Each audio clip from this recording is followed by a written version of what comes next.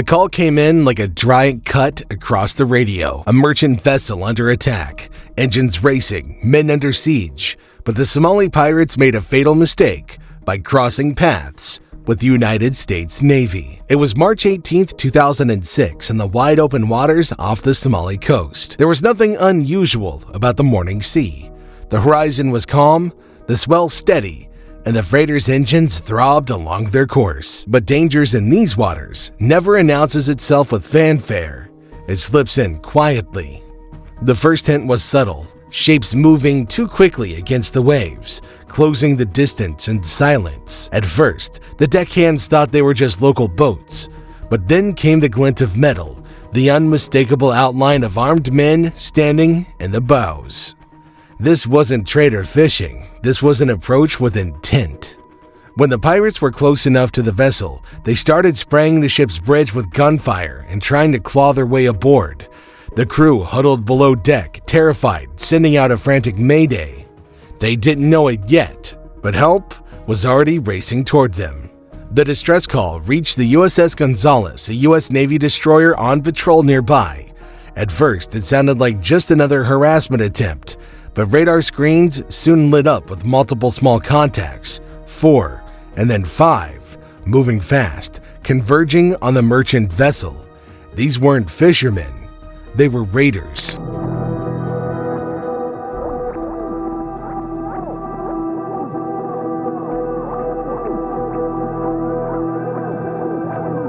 What happened next would shock even veteran sailors.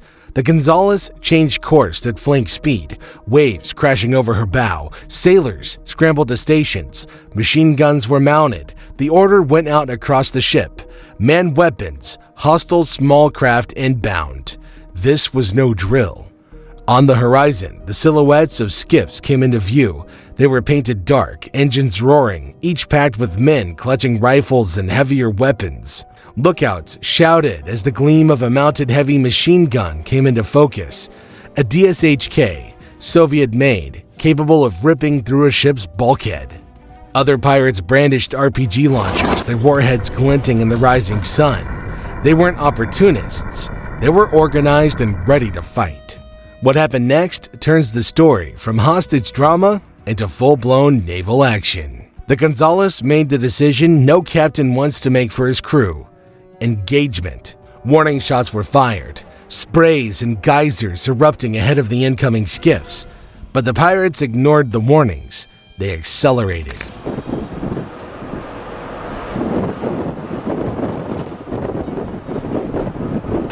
Then the destroyer stepped up the response. Her 25mm guns and 50 cal mounted machine guns opened up with controlled, aimed bursts. The effect was immediate and terrifying. The lead skiff took a round and wood shredded. The engine coughed and died. Men were thrown into the water. Another skiff answered with a burst that whined against the sea. A round skimmed the hull of the destroyer, a warning, but not a wound. And here's where it gets intense. The Navy had to choose lethal force, and they chose accuracy over spectacle.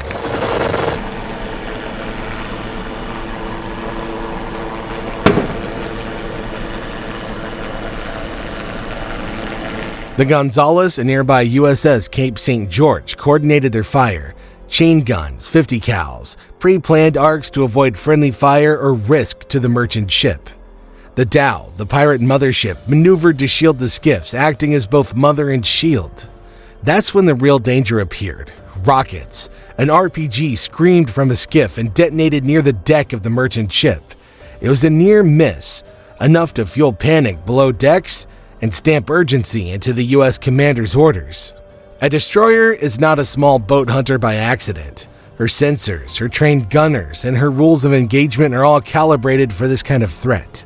The U.S. ships didn't spray the water with random fire. They applied disciplined, overlapping fields of fire that turned the attackers' tactics against them. When the pirates tried to get closer, the destroyer's gunners struck precisely, a chain of impacts that shredded bows, ruptured engines, and set one skiff smoldering.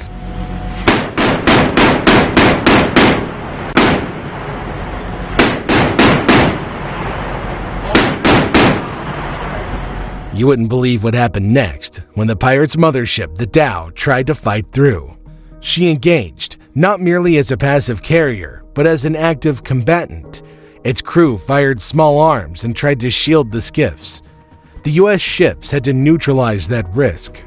Coordinated fire pummeled the Dow's deck and rigging. Splinters flew, masts fell. The Dow was badly damaged. The small skiffs were left exposed, disabled, or sinking.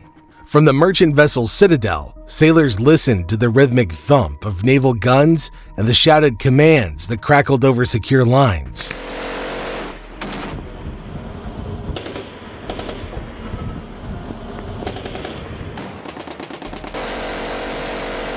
The impact was devastating. Shards of fiberglass sprayed like shrapnel as the skiff's engine started choking out a cough of black smoke. One pirate crumbled instantly, his rifle clattering into the bottom of the boat. Another panicked and hurled himself into the sea, thrashing desperately to stay afloat. The rest tried to answer back, weapons jerking wildly, bullets skipping harmlessly across the waves. But the Americans were ready, methodical. Short, controlled bursts hammered the boat again, opening jagged holes to let seawater rush in. The skiff lurched, stuttering on the waves, its motor coughing as smoke curled into the sky.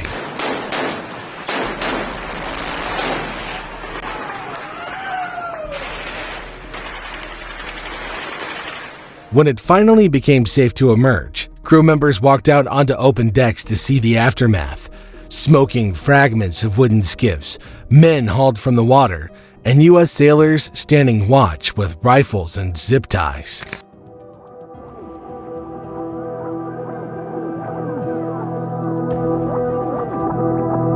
And what happens next is the most dramatic. 12 survivors were captured, weapons seized, and the dangerous logistics of pirate operations were revealed. U.S. boarding teams recovered survivors and the weapons they'd used: AK pattern rifles, PKM-style belt-fed machine guns, RPG tubes, and rounds. The inventory made something clear. These weren't fly-by-night opportunists. They were armed, organized, and using a mothership to extend their reach far offshore. Their equipment told a story of supply lines, of caches ashore, of networks that funneled weapons and funds to raiding crews. The captured pirates were processed aboard, medical teams checked for wounds, intelligence officers interrogated survivors trying to trace the chain that sent these men into the sea with nothing but violence on their minds. But let's pause for a moment, because no American sailors were lost. The U.S. ships took hits with bullets that pinged harmlessly off steel. The casualties were all on the attacker's side. The contrast was stark.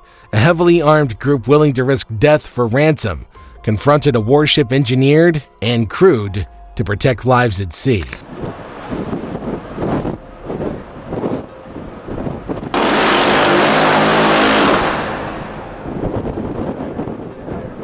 This was more than just another naval skirmish. It was a warning carved into the waves.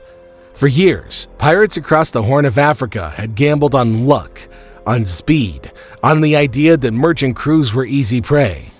Sometimes they made it home with ransoms, sometimes they slipped away into the night. But clashes like this proved something else. Against a fully armed navy, the odds are zero. But this wasn't the first lesson the U.S. Navy had delivered. From the infamous Maersk, Alabama standoff to countless quiet interceptions that never made headlines, American forces have built a record of shutting down piracy with speed and precision. Each encounter tells the same story. The moment pirates cross paths with U.S. warships, their mission is already lost. The ambush in these waters was simply another reminder. The ocean is vast, but America's reach is larger.